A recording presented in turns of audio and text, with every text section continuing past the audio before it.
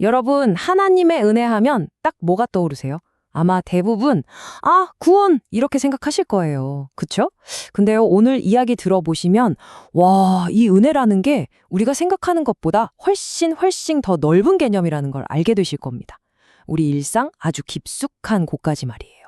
자, 그럼 가장 기본적이면서도 가장 핵심적인 질문부터 시작해 볼까요? 바로 이겁니다. 우리는 어떻게 구원을 받는가? 네, 맞아요. 정답은 바로 하나님의 은혜입니다. 오직 은혜라는 말도 있잖아요. 구원은 전적으로 하나님의 은혜로 받는다는 거. 이게 바로 기독교 신앙의 가장 중요한 핵심이죠. 자, 그런데요, 여기서 질문이 하나 생깁니다. 우리를 구원하는 이 엄청난 은혜가 과연 하나님의 은혜의 전부일까요? 만약 이게 다가 아니라면? 글쎄요, 우리가 놓치고 있는 또 다른 무언가가 있다는 거 아닐까요? 바로 이 지점에서 이야기가 아주 흥미로워집니다. 신학에서는요, 하나님의 은혜를 딱 두 가지로 나눠서 설명하거든요. 자, 지금부터 그 두 가지 은혜에 대한 이야기 속으로 한번 푹 빠져 들어가 보시죠. 첫 번째는 바로 특별은총입니다. 이름만 들어도 감이 오시죠? 말 그대로 아주 특별한 은혜예요. 구원과 영생, 이걸 위해서 오직 믿는 사람들에게만 주어지는 선물 같은 거죠. 그리고 오늘 이야기의 주인공, 바로 일반 은총입니다. 이건 특별 은총이랑은 좀 달라요.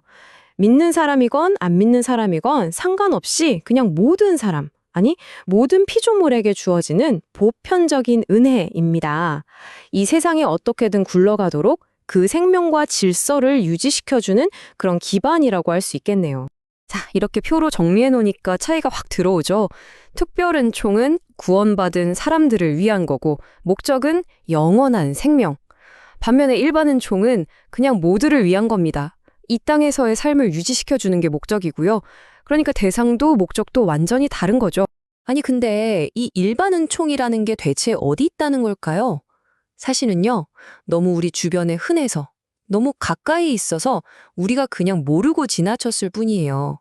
자, 우리 일상 속에 꼭꼭 숨어 있는 이 은혜 한번 찾아볼까요? 이것 좀 보세요. 정말 놀랍지 않아요? 매일 아침 뜨는 해, 그리고 목마를 때 내리는 비 같은 자연 현상부터 시작해서 우리가 발전시킨 과학기술, 감동을 주는 예술작품, 깊은 생각을 하게 하는 철학, 심지어 우리가 매일 하는 일이나 비즈니스, 그리고 이 사회를 유지하는 정부와 법까지도요. 이 모든 게 전부 일반 은총의 영역이라는 겁니다. 그러니까 핵심은 이거예요. 일반 은총이라는 게 뭐냐? 한마디로 이 세상이 완전한 혼돈과 악으로 그냥 팍 무너져 내리지 않도록 딱 붙잡아주는 거대한 틀 같은 겁니다.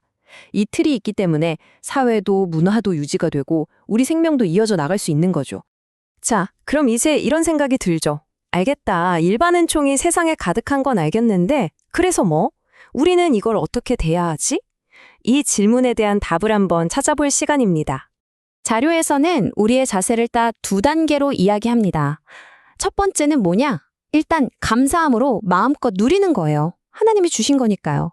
그리고 두 번째는 그냥 누리기만 하면 안 되고 그 안에서 뭐가 선하고 뭐가 악한지를 계속해서 분별해야 한다는 겁니다. 아니, 왜 분별이 필요할까요? 바로 여기에 아주 중요한 포인트가 있습니다. 일반 은총 자체가 나쁜 건 아니에요. 선한 거죠. 하지만 안타깝게도 죄로 타락한 이 세상 안에 존재하잖아요. 그래서 완벽하게 깨끗하지가 않다는 겁니다. 죄의 영향을 받아서 오염되어 있다는 거죠. 이 비유가 정말 기가 막힙니다. 멍든 사과나 상한 고기 같다. 생각해보세요. 사과나 고기 자체는 좋은 거잖아요? 그런데 일부가 멍들고 상해버린 거죠. 일반 은총으로 주어진 이 세상의 좋은 것들도 마찬가지라는 거예요. 죄 때문에 그 원래의 순수함이 훼손되었다는 걸 우리가 꼭 기억해야 합니다. 그럼 특별 은총이랑 일반 은총은 그냥 완전히 다른 별개의 이야기일까요? 절대 그렇지 않습니다. 이 둘이 서로 막 싸우는 관계가 아니고요. 아주 아름답고 또 깊은 연결고리를 가지고 있어요. 가장 기본적인 연결고리부터 볼까요? 자, 한번 생각해 보세요. 우리가 영원한 생명, 즉 특별 은총을 받으려면 일단 이 땅에서 살아있어야 하잖아요. 이 생명 자체가 바로 일반 은총이거든요. 숨 쉬고 살아있어야 구원의 복음도 들을 기회가 있는 거 아니겠어요? 성경에서는 이 둘의 관계를 아주 재미있게 비유하기도 합니다. 운동선수가 곧 썩어 없어질 월계관, 그러니까 면류관을 얻으려고 열심히 몸을 단련하잖아요.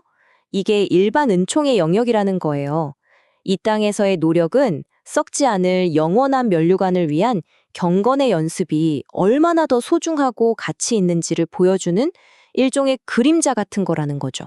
이 둘의 연결은 이게 다가 아닙니다.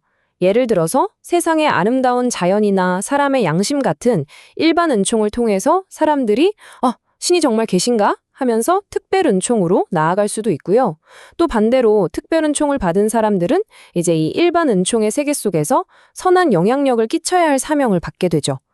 물론 때로는 더 중요한 특별 은총을 위해서 일반 은총의 어떤 것들을 포기해야 할 때도 있고요.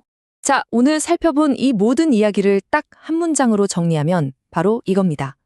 우리는 하나님의 은혜로 구원받을 뿐만 아니라 하나님의 은혜로 살아간다.